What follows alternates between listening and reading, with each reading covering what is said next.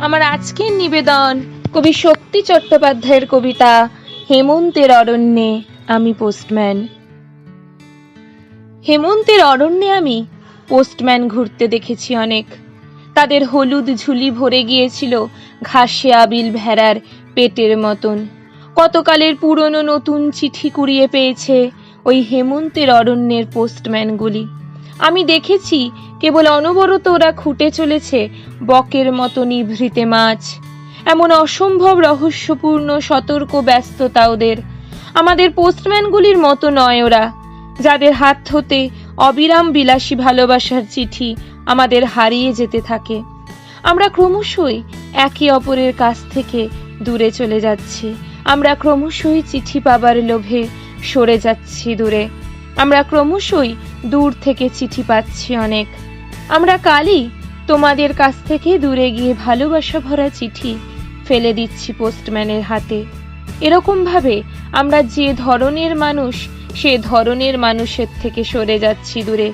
এরকম ভাবে আমরা প্রকাশ করতে যাচ্ছি নিজেদের আহাম্মক দুর্বলতা অভিপ্রায় সবই।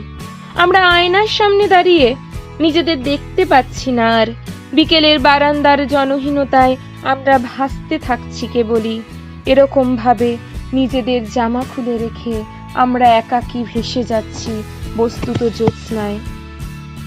অনেকদিন আমরা পরস্পরকে আলিঙ্গন করিনি, অনেকদিন আমরা ভোগ করিনি চুম্বন মানুষের, অনেকদিন গান শুনিনি মানুষের, অনেকদিন আবোল তাবোল শিশু দেখিনি আমরা।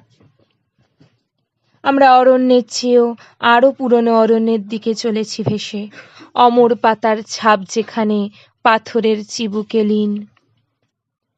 তেমনি ভুবন ছাড়া যোগাযোগের দেশে ভেসে চলেছি কেবলই।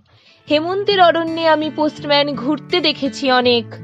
তাদের হলুদ ঝুলি ভরে গিয়েছে ঘাসে আবিল ভেড়ার পেটের মতন।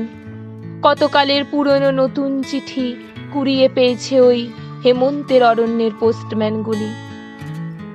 একটি চিঠি হতে অন্য চিঠির দূরত্ব বেড়েছে কেবল, একটি গাছ হতে অন্য গাছের দূরত্ব বাড়তে দেখিনি আমি। ধন্যবাদ।